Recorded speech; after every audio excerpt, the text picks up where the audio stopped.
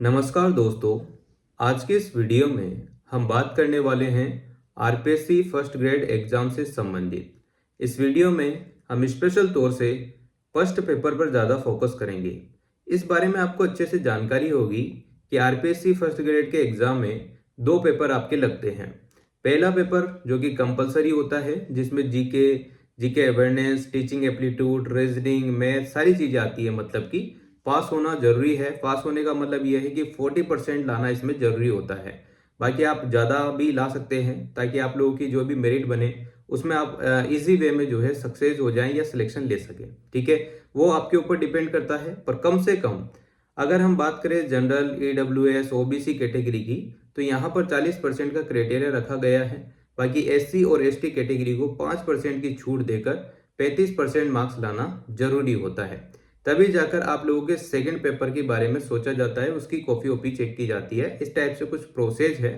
ये तो आप लोगों को अच्छे से पता होगा, जो भी प्रिपरेशन कर रहे होंगे फर्स्ट ग्रेड की, जिन्होंने पिछला एग्जाम दिया होगा या आने वाले टाइम में एग्जाम देने वाले हैं। तो सबसे पहले आपको पता ही होगा कि सिलेबस कंप्लीट आपको पता होना चाहिए कि क्या सिलेबस है क्या नहीं है ना। तो मैं इस वीडियो में आपको अनुभव भी बताने वाला हूँ। मेरा पिछला जो एग्जाम है उसमें मैंने अच्छे मार्क्स फर्स्ट पेपर में प्राप्त किए थे। तो फर्स्ट पेपर की ही इस वीडियो में चर्चा करेंगे, ज़्यादातर डिस्कस उसी का करेंगे।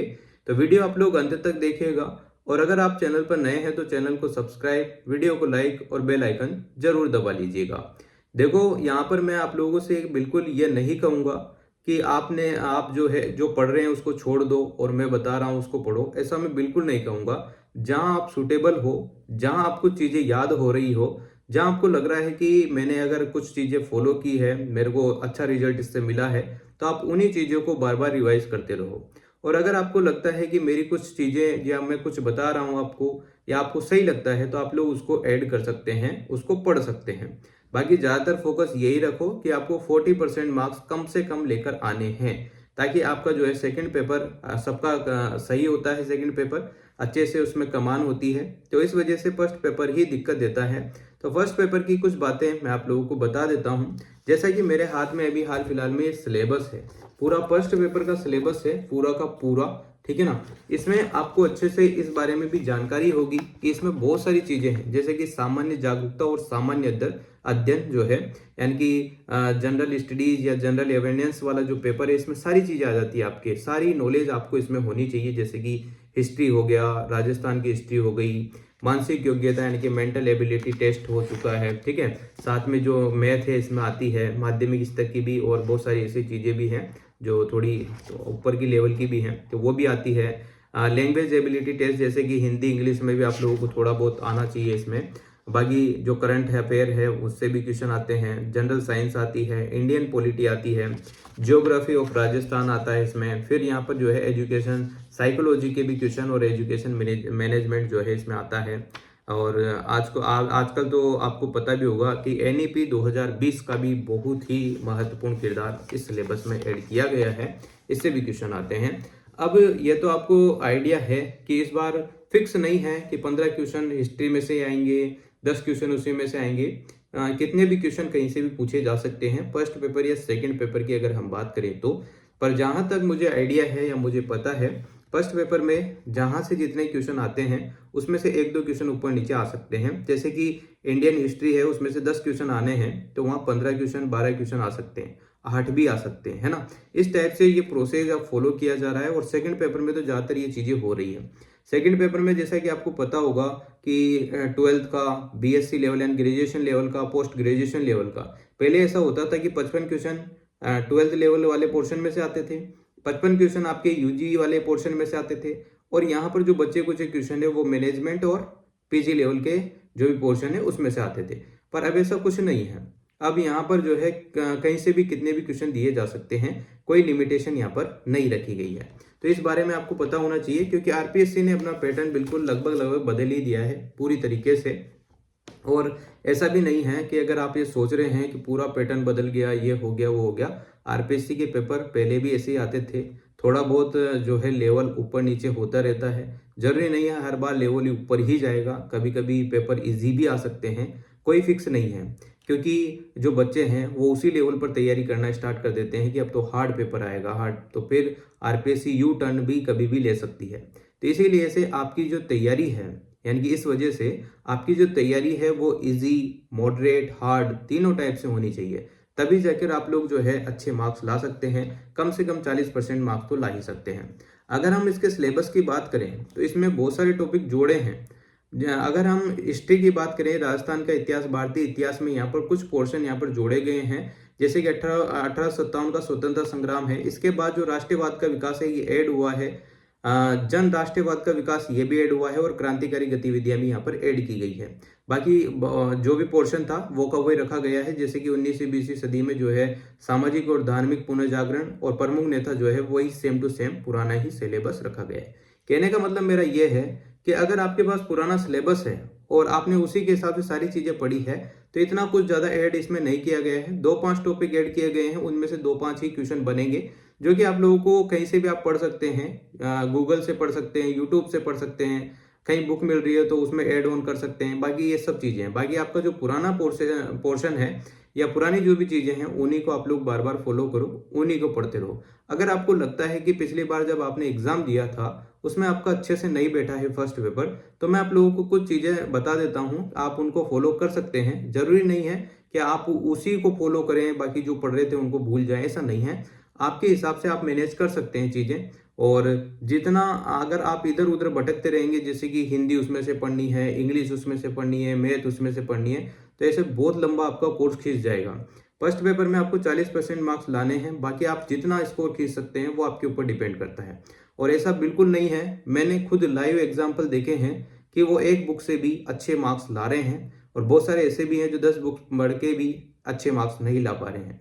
हाँ, एक आध हो सकता है या 50% ऐसे हो सकते हैं जो सब बुक पढ़ रहे हैं और फिर अच्छे मार्क्स आ रहे हैं। तो आपको इतनी बुक्स पढ़ने की आवश्यकता नहीं है। आपको एक या 2 बुक फॉलो करनी है, ज़्यादा बुक्स आपको फॉलो नहीं करनी है। इस बारे में तो आपको अच्छे से पता भी होगा कि जो मैथ वाला पोर्शन है आपका, वो आप कोई सी बुक से पढ़ें, आपको ज़्यादातर प्रैक्टिस करनी होगी।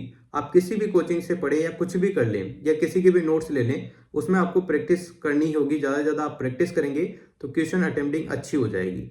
जो मैथ वाले स्टूडेंट हैं उनको बेनिफिट हो सकता है क्योंकि मैथ उनका सब्जेक्ट है, वो टचिंग में वो रहते हैं। बाकी जो बायोलॉजी, आर्ट्स बैकग्राउंड के स्टूडेंट है, कॉमर्स के स्टूडेंट है, उनको थोड़ा बहुत चीज़ें पढ़नी पड़ सकती है मैथ की। तो इतना भी भारी लोड नहीं है कि आप मैथ पर ही पूरा फोकस डाल दें। अगर आपको 40%, अभी जो आप रिजल्ट देखते आ रहे हैं कि 40% आपके फर्स्ट और सेकंड पेपर में आते हैं, तो भी आप सिलेक्शन ले लेते हैं, ठीक है ना। बहुत सारे उसमें भी सीटें खाली जा रही है। पॉलिटिकल साइंस का जो सब्जेक्ट था या जो पेपर था उसकी बात करें तो वहाँ पर 6 ही स्टूडेंट पास हुए थे, 260 के आसपास कुछ सीटें थी, ठीक है। तो इस फोबिया को आप दिमाग से निकाल दो कि बहुत सारे स्टूडेंट हैं, इतने फॉर्म भरे हैं, ये हुआ है, वो हुआ है। ये सब चीज़ें अवॉइड मारो। आप टारगेट करो पहले तो 40% को, और दूसरा टारगेट आप ये रखो कितना स्कोर आप ऊंचा खींच सकते हैं उस पर। क्योंकि 40% मार्क्स आपने लेकर आते हो तो आप ये मान के चलो कि आप सेफ जोन में हो, सिलेक्शन की उस लाइन में तो आप आ चुके हैं। फिर आपने जो ज़्यादा स्कोर किया है उससे आपका सिलेक्शन कंफर्म भी हो जाएगा, ठीक है। तो ये चीज़ें हैं जो, अगर मैं बात करूं इंडियन हिस्ट्री की, अब बहुत सारे आपको बताएंगे कि हिस्ट्री मैंने वहाँ से पढ़ी थी, वहाँ से पढ़ी थी। तो ये आपके ऊपर डिपेंड करता है कि आपको अलग अलग बुक से पढ़ना है या एक ही बुक से काम चलाना है। जहां तक मैं बात करूं पेनोरमा की वॉल्यूम 2 की, तो उसमें से सारा पोर्शन आपको मिल जाएगा। और मेरे 3 दोस्त या 4 दोस्त ऐसे हैं जिन्होंने पेनोरमा की ही बुक पढ़ी थी, वो भी लास्ट के टाइम में पढ़ी थी। मैं ये नहीं कह रहा हूँ कि आप लास्ट के टाइम में ही पढ़ना, ये गलती है। आप सब्जेक्ट के साथ ही उस फर्स्ट पेपर को पढ़ना ताकि आपको बाद में रीग्रेट फील ना हो। अगर आपके फर्स्ट पेपर की वजह से सिलेक्शन रुक रहा है तो आप उसको साथ में ही पढ़ते चलो। 1 या 2 घंटा डेली का फिक्स कर लो। कोचिंग वोचिंग लेने की कोई आवश्यकता नहीं है। यह सब मन बहलाने के साधन है जहाँ तक मुझे आइडिया है। क्योंकि आपको फर्स्ट पेपर के लिए खुद सेल्फ भी पढ़ोगे तो भी आराम से चीज़ें हो जाएगी। बाकी अगर आपकी इच्छा है, आपको कुछ ही ज़्यादा ही चीज़ें समझ में नहीं आ रही है जीके की या कुछ ऐसा है, तो फिर आप कोचिंग करो। अदरवाइज तो कोचिंग करने की आवश्यकता उसमें ज़्यादा नहीं है। आप पेनोरमा की बुक लाकर भी अच्छे मार्क्स ला सकते हैं। कम से कम 40% मार्क्स या 40% से ज़्यादा का पोर्शन ही उसमें से बैठ जाता है। उसमें सारी चीज़ें हैं, हिस्ट्री, मैथ, इंग्लिश, हिंदी, सब। तो आप उसको बार बार जितना रिवाइज कर सकते हो कर लीजिएगा, वो बेनिफिट है, ठीक है ना। अगर आप इधर उधर घूमते रहेंगे तो फिर वो गोल गोल घूमते ही रहोगे। इस वजह से 1 बुक या 2 बुक जो भी आपको सिलेक्ट करनी है उसको कर लो और आराम से पढ़ाई स्टार्ट करो फर्स्ट पेपर के लिए। तो बाकी सेकंड के लिए तो आप खुद समझदार हैं, आपका खुद का सब्जेक्ट है, आपको कहाँ से पढ़ना है इसकी आपको जानकारी है। बाकी केमिस्ट्री की रही बात तो वो मैं आप लोगों के साथ शेयर कर दूंगा, क्योंकि खुद मैं केमिस्ट्री बैकग्राउंड से हूँ, तो वो आप लोगों के साथ शेयर की जाएगी। और अगर आप लोग केमिस्ट्री से रिलेटेड एनसीईआरटी वगैरह पढ़ना चाहते हैं, जैसे कि इसमें जनरल साइंस वाला पोर्शन है, 10 या 12 नंबर के कुछ क्वेश्चन हर बार आते हैं, कम भी आ सकते हैं ज़्यादा भी आ सकते हैं अब, क्योंकि लिमिटेशन हटा दी गई है। तो इस वजह से अगर आपको एनसीईआरटी पढ़नी है तो 9th क्लास का चैप्टर अभी चल रहा है उसमें, तो केमिस्ट्री बाय चेतन सर नाम से एक चैनल है, उस पर ओनली एनसीईआरटी की बुक्स ही आप लोगों के साथ शेयर की जाती है, उनको ही पढ़ाया जाता है। तो आप लोग जरूर देख लीजिएगा, लिंक डिस्क्रिप्शन में आपको मिल जाएगा अगर आपको जनरल साइंस का पोर्शन जो है कवर करना है तो, क्योंकि उसमें 9th और 10th की साइंस ही है, बाकी कोई चीज़ें ऐसी ऐसी नहीं है। एक दो चीज़ें और ऐड हुई है जो कि 8th क्लास की है, एक ध्वनि प्रकाश वाला जो टॉपिक है वो भी ऐड हुआ है, तो वो भी आप लोगों को ऑलरेडी वीडियो प्लेलिस्ट में मिल जाएगी उस चैनल पर। आप लोग जरूर ज्वाइन करो और जरूर देखो, अच्छी लगती है तो पढ़ लो, नहीं लगती है तो स्पीड पर करके आप लोग वो भी देख सकते हैं, और फिर भी नहीं लगती है तो कोई बात नहीं, आप लोग स्किप भी कर सकते हैं। ठीक है, अगर हम बात करें एक बुक पढ़ने की तो पेनोरमा की आप लोग पढ़ सकते हैं, उससे सारा मैटर आपको मिल जाएगा, कोई दिक्कत वाली बात नहीं है। बाकी आपके ऊपर डिपेंड करता है, आप उससे नोट्स बना रहे हैं, शॉर्ट नोट्स बना रहे हैं, तो आप आराम से उसमें बना सकते हैं।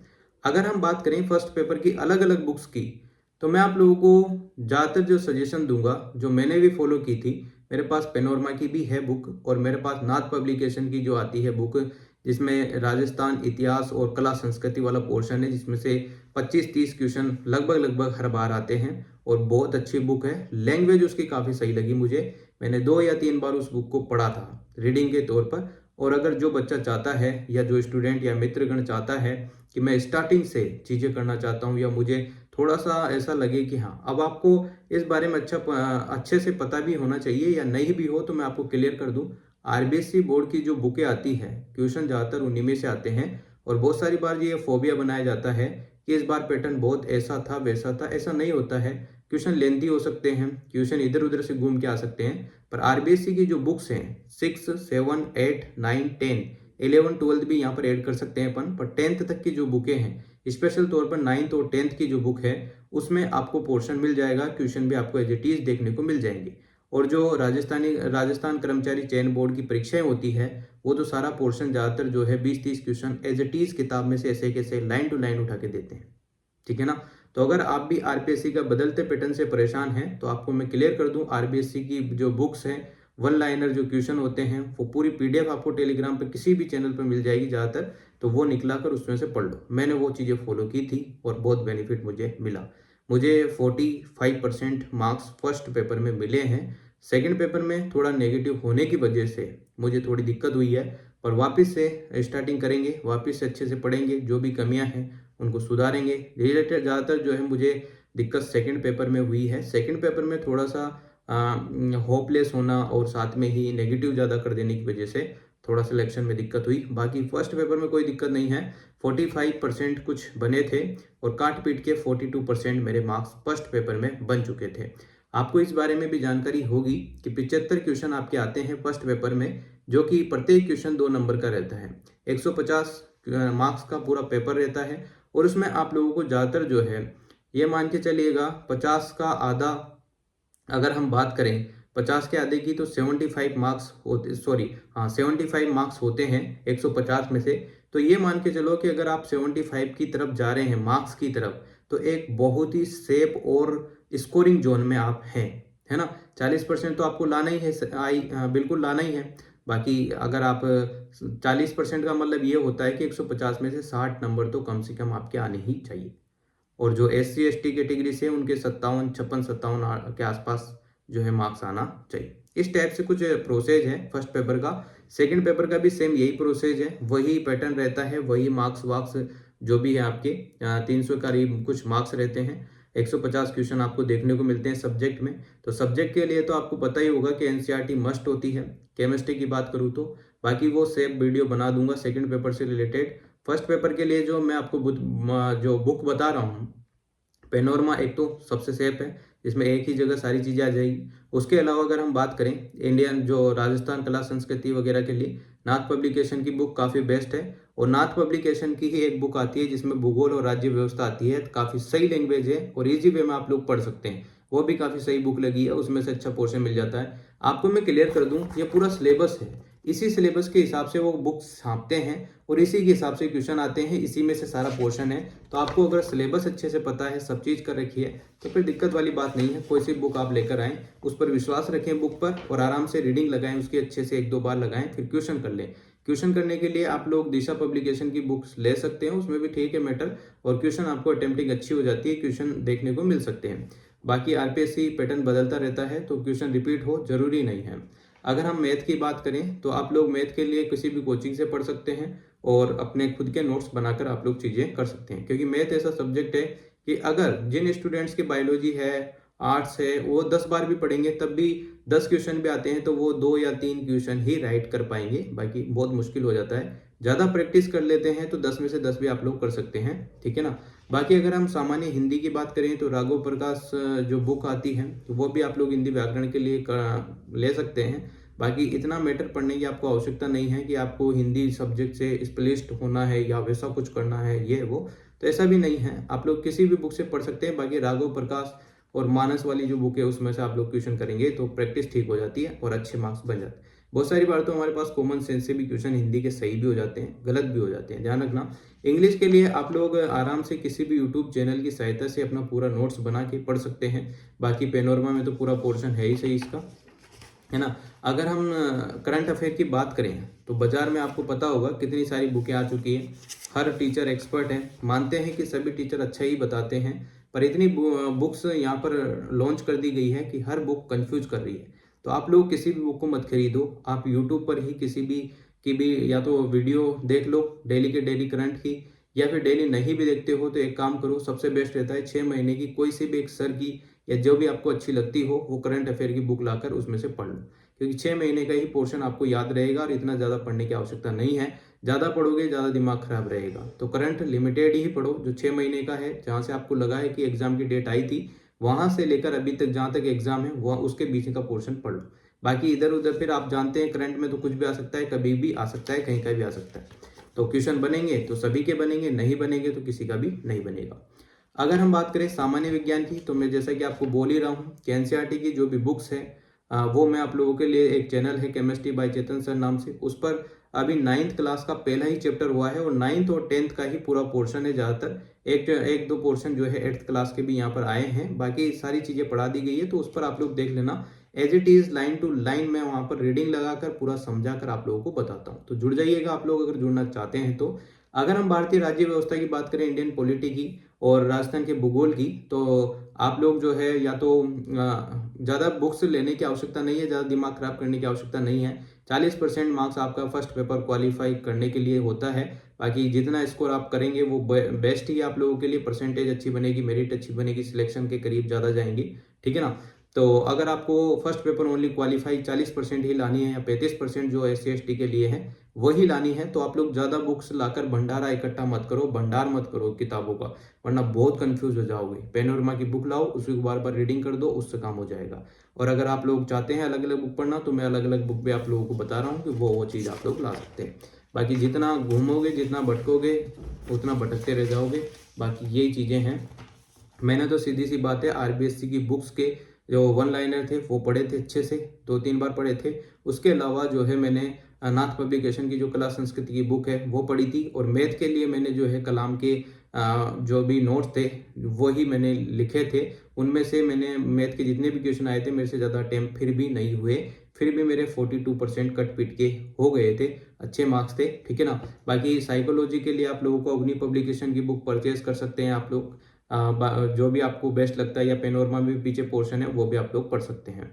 पेनोरमा के पोर्शन से 2 क्वेश्चन एज इट इज आए थे, मतलब एक तो वो क्वेश्चन था जिसमें 40 बच्चे हैं या 20 बच्चे हैं, कितने टीचर की आवश्यकता होगी, उस टाइप का क्वेश्चन था, वो हर बार आता है, तो अच्छा पोर्शन है पेनोरमा पे भी। और नई शिक्षा नीति की बात करें तो यहाँ पर अवनी पब्लिकेशन में अच्छा खासा पोर्शन दे रखा है, तो वो आप लोग पढ़ सकते हैं। बाकी और भी जहाँ से भी आप यूट्यूब से पढ़ सकते हैं, कहीं से भी आप लोग पढ़ सकते हैं। बाकी ये जो फर्स्ट पेपर आप लोग देख रहे हैं इसमें आपको इतना उलझने की आवश्यकता नहीं है, इसमें लिमिटेड सोर्स आप रखेंगे तो बेस्ट बेनिफिट आपको होगा। और इसमें मैं आपको क्लियर कर दूं, जो मार्केट में दिशा पब्लिकेशन की फर्स्ट ग्रेड की बुक आती है क्वेश्चन प्रैक्टिस के लिए, वो आप लोग ला सकते हैं। पुराने पेपर के क्वेश्चन भी उसमें हैं, तो उससे अच्छा बेनिफिट आपको हो सकता है। तो ये तो हुई फर्स्ट पेपर की बात, और थोड़ा बहुत ही सिलेबस 2-4 टॉपिक ही जुड़े हैं, ज़्यादा कोई चेंज नहीं हुआ है। पुरानी चीज़ें पढ़ते रहो, बार बार पढ़ते रहो, जितना रिविजन लगाओगे फिर उसके बाद टेस्ट लगाओ, तब जाके चीज़ें आसान हो जाएगी और 40% मार्क्स आपके बन जाएंगे। तो यही चीज़ें मैंने फॉलो की थी, जो आप लोगों के साथ शेयर कर दी है। अगर आपको फर्स्ट ग्रेड से रिलेटेड कोई भी पोर्शन या कोई भी ऐसी वीडियो चाहिए जो आपको हेल्प कर दे, आपको मोटिवेट भी दे, और साथ में ही उससे आपको मेरा अनुभव भी शेयर हो जाए और आपका भी काम आसान हो जाए, आपको भी कंफ्यूज जो हो रहे हो बुक कौन सी लाएं, क्या करें, तो सब चीज़ें हैं। आप लोग अगर किसी भी जिनका भी अभी सिलेक्शन हुआ है, प्रोविजनल लिस्ट जो तैयार हुई है या जो भी रिजल्ट अभी आए हैं, उसमें आप ज़्यादातर स्टूडेंट से या ज़्यादातर जो भी एस्पिरेंट हैं उनसे पूछेंगे, तो वो अपना अलग अलग ओपिनियन देंगे। कुछ स्टूडेंट या कुछ एस्पिरेंट ऐसे होंगे जो पूरी बुक लिस्ट बता देंगे, 17 बुक 18 बुक, है ना। और कुछ एस्पिरेंट ऐसे होंगे जो एक बुक भी बता सकते हैं, ठीक है ना। तो इस टाइप से चीज़ें होती है, अलग अलग फिनोमिना काम करता है। 3 घंटे सबके अलग अलग गुजरते हैं एग्जाम में। तो कभी भी किसी के साथ कंपेयर मत करो कि 10 घंटे उसने पढ़ा, 1 घंटा उसने पढ़ा, तो ऐसा होगा वैसा होगा। आपको जितना बेस्ट लगता है, जितना आप पढ़ सकते हैं, उतना आप लोग पढ़ें और आराम से पढ़ें, हो जाएगा, दिक्कत वाली बात नहीं है। तो thank you so much. Video अगर अच्छी लगी हो, like comment share and subscribe.